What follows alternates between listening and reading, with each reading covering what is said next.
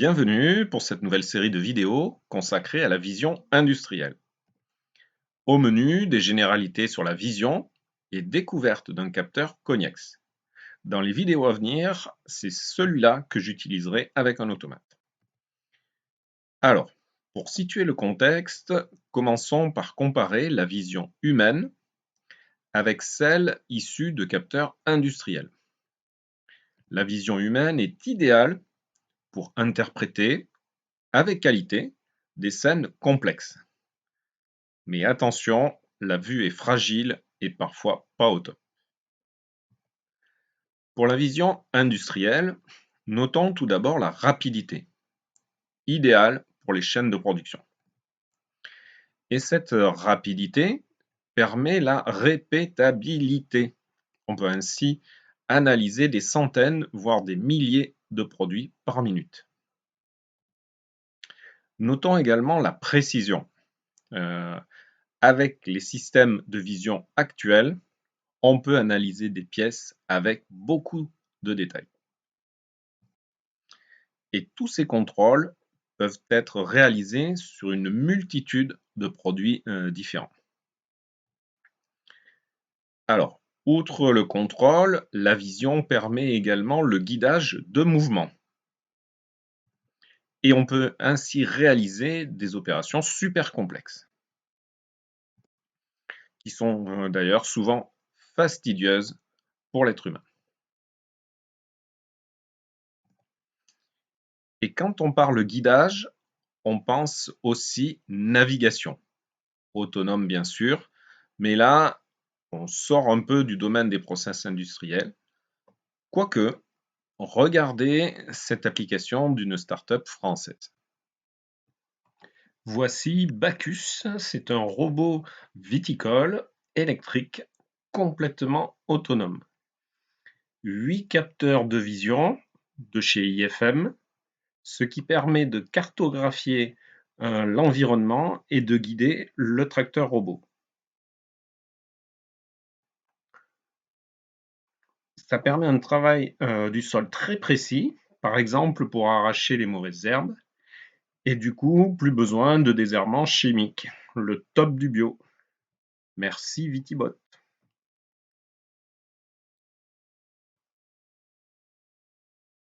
Alors, si on résume, voici les applications standards des capteurs de vision. Tout d'abord, la détection de défauts ou la reconnaissance de formes sur des lignes de production. Les mesures de dimension ou de détection de couleurs. Le guidage de mouvement. Ou encore la reconnaissance de caractères ou de code barres. Alors, pour arriver à faire ça, il nous faut bien sûr une caméra et un truc qui va faire le traitement des images. Ici, j'ai montré un Arduino, mais bien sûr, c'est un peu trop léger. Ça me rappelle d'ailleurs une vieille blague.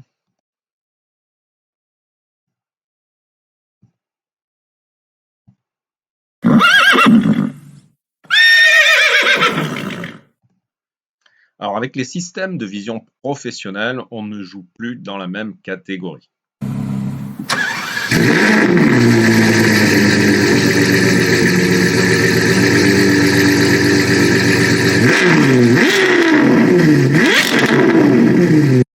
Je vous dis pas le prix des capteurs, c'est indécent.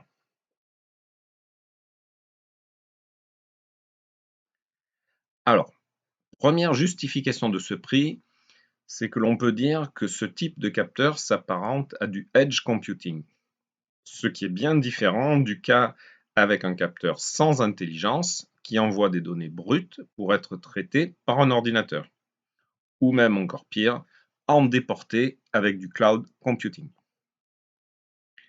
Les capteurs intelligents, eux, intègrent le traitement et ne renvoient que des données simples, OK, pas OK, etc. Pour le traitement des images, il faut une forte puissance de calcul. Certains capteurs intègrent d'ailleurs des techniques d'IA qui sont bien adaptées à ce traitement d'images. Du coup, vous comprenez sûrement mieux mon analogie de tout à l'heure avec l'Arduino. Bon, j'exagère un peu car il y a des solutions intermédiaires. Exemple ici avec une carte micro un peu musclée Et je vous invite à lire dans la revue Lector une série d'articles qui est consacrée programmation Python et réseau de neurones. Et donc reconnaissance d'images à moins de 50 €. Bon, moi pour la suite, je vais rester dans le luxe avec une caméra, un capteur Connex. Mais on peut quand même se poser une question, qui a les moyens d'acheter ce type de capteur? Et pourquoi de tels systèmes se vendent aussi bien malgré leur prix? Réponse simple, c'est que grâce à eux, on peut gagner beaucoup d'argent, ou plus exactement, éviter d'en perdre énormément. Exemple avec la production de pièces mécaniques, où la non-détection d'un petit défaut peut se répercuter gravement sur toute la suite du process. Exemple encore ici, où un léger défaut d'assemblage peut engendrer une panne ou des rappels véhicules, donc des coûts énormes. Aussi en agroalimentaire, où il faut détecter les défauts au plus vite, sinon il faut jeter des quantités énormes de produits. Où l'emballage doit être irréprochable, et il en va de la sécurité alimentaire bien sûr. Et de la mauvaise image en cas de défaut également. Dans la logistique aussi, où il faut un minimum d'erreurs dans la lecture des colis. Car en cas d'erreur, il faut reprendre l'opération manuellement. Exemple ici, un tout petit pourcent d'erreur et c'est 700 000 $ de perte, soit le prix de 2 Ferrari. Et avec juste 3% de perte, c'est 2 millions de dollars. A l'inverse, avec une vision plus performante, on perd beaucoup moins. Mais on fait travailler 21 personnes de moins. Sauf si bien sûr les 21 manutentionnaires sont compensés par 21 ingénieurs pour fabriquer les capteurs. Et oui, tout est beau dans le monde des bisounours. Allez, assez parlé, regardons voir maintenant comment fonctionne ce type de capteur. Pour la démo, j'ai un IS-2000C, le C c'est pour couleur, avec une lentille liquide 6,2 mm autofocus, résolution 640 par 480 et l'éclairage avec des LED blanches autour de la lentille. Et on peut acheter d'autres couleurs si on veut. 55 images par seconde. J'ai le modèle 230, donc reconnaissance de forme en tout genre et des outils de mesure et de comptage. La reconnaissance de caractères, aussi appelée OCR. Ensuite, la fonction blob. A priori, aucun rapport avec les vrais blobs comme ceux que Thomas Pesquet a étudiés à bord de l'ISS. Ici, c'est la détection d'objets non uniformes. Sinon, les données de sortie, le OK, pas OK, mais aussi des valeurs pour les mesures et les comptages d'objets. Données pouvant être transmises selon différents protocoles, on retrouve ici les standards actuels. Sinon, au niveau du champ de vision, différentes possibilités en fonction de la taille de la lentille. Globalement, vision jusqu'à 50 cm. Pour les modèles autofocus, comme celui que j'ai, une seule taille de lentille, 6,2 mm. Et le champ de vision dépend également du paramétrage de la résolution du capteur et du zoom choisi. Alors, l'autofocus, c'est avec une lentille liquide, et ça a pas mal d'avantages. L'adaptabilité à des objets se trouvant plus ou moins loin, et la rapidité de la mise au point, en 2 ou 3 millisecondes. Alors comment ça marche?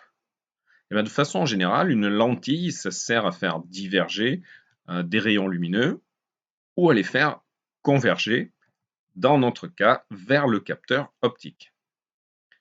Capteur qui est composé d'une multitude de pixels organisés en matrices. En techno CMOS, comme dans notre cas, chaque pixel, c'est une photodiode plus un amplificateur. Et ce truc, c'est tout petit. Ici, un pixel, c'est moins de 4 microns. Et la lentille va diriger la lumière vers ce tout petit capteur. Et dans notre cas, la lentille est liquide. C'est un mélange en fait d'eau salée et d'huile, deux liquides transparents. L'eau et l'huile, ça ne se mélange pas. Et à l'interface, on a une courbure. Celle-ci va modifier la trajectoire des faisceaux lumineux. Et en plus, l'eau salée, c'est électriquement conducteur, contrairement à l'huile. Donc, si on applique une tension entre les deux, on peut contrôler le rayon de courbure et faire le focus en quelques millisecondes. C'est magique.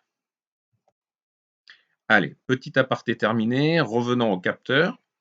Son alimentation, c'est du 24 volts continu. Mais attention, avec l'éclairage, il faut quand même 2 ampères. Pas de PoE disponible, donc il faut 2 câbles à acheter en plus. Bon, au prix où est le capteur, on n'est plus à 300 € près. C'est comme quand on achète une Ferrari, si on n'achète pas les lunettes de soleil qui vont avec, c'est la loose de chez loose.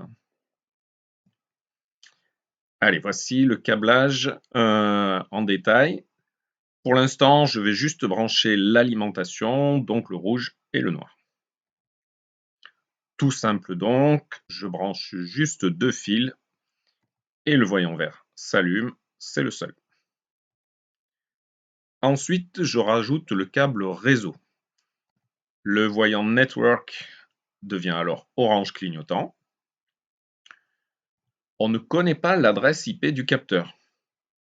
Et pour travailler, il va falloir installer le logiciel qui va bien, à savoir Insight Explorer. Pour se le procurer, c'est gratuit, mais il faut ouvrir un compte sur le site de Cognex.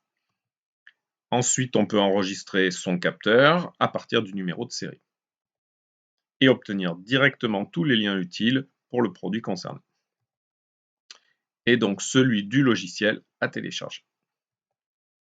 Les étapes habituelles d'une installation, le wizard, la licence, le dossier d'installation, installation complète.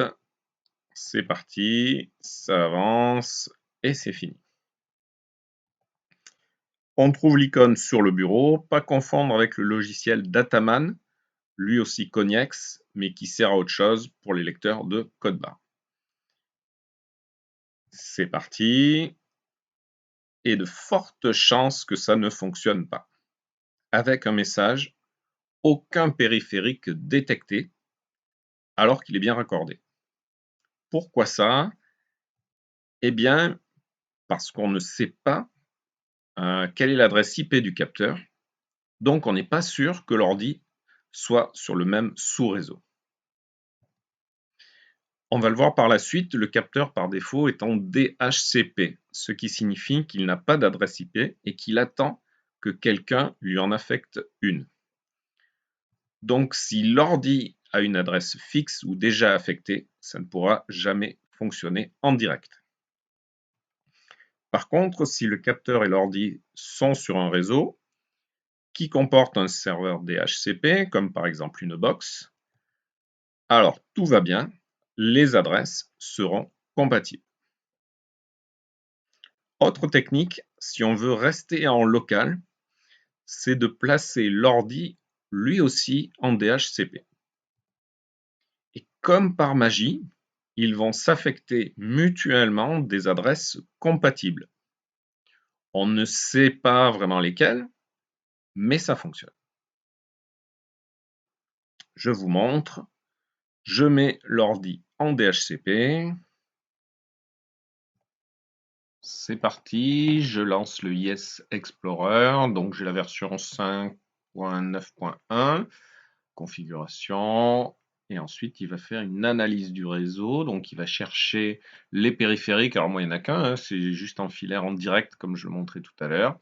Et il va trouver mon capteur. Donc le simulateur, on s'en fout. Et mon capteur qui est là. Je vais me connecter à lui. Connexion. Donc on est connecté à IS 2000. Il a une adresse IP qui est celle-ci, ça a été affecté automatiquement.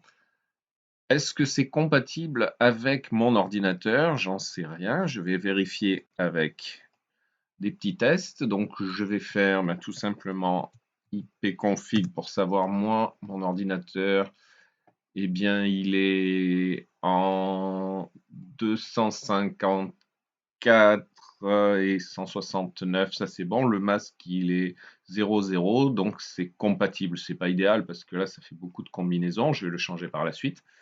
Mais c'est compatible. Je vais faire un ping pour vérifier que c'est bien en ligne.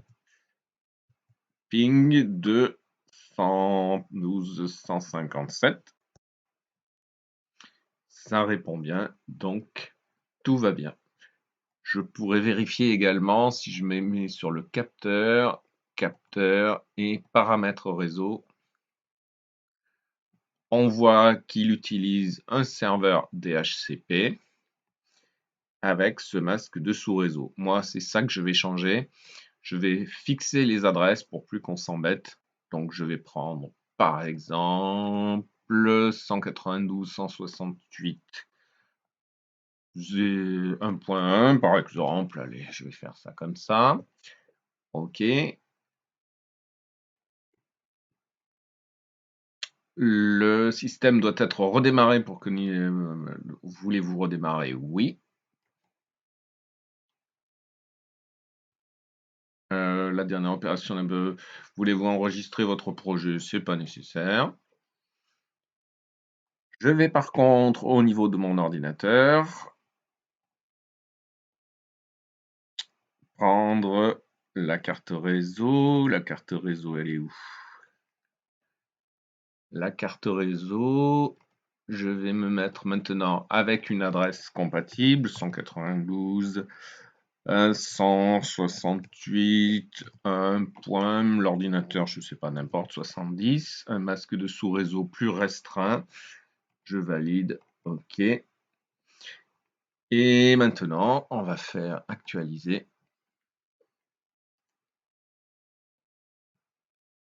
Donc là, il recherche sur le nouveau réseau. Et donc là, il trouve maintenant mon capteur. Vous voyez que tout à l'heure, il y avait des connexions. Maintenant, je peux me connecter. On voit qu'il a bien pris en compte l'adresse. Je le remontre ici. Capteur, paramètres réseau. C'est bien affecté. Si je fais un ping, donc ipconfig déjà, ipconfig, pourquoi il est comme ça? Ipconfig. Je vois que mon ordi, il est bien sur le même sous-réseau. OK. Et si je fais un ping, 192, 168, 1.1 pour accéder à mon capteur, il est bien compatible. Le ping répond. En résumé, voici ma config en direct, sans routeur, adresse fixe et connexion OK. À chaque ping, ça match à tous les coups. Et donc prêt pour faire joujou avec le logiciel et découvrir plein d'applications dans la joie et la bonne humeur. Allez, à bientôt pour la suite.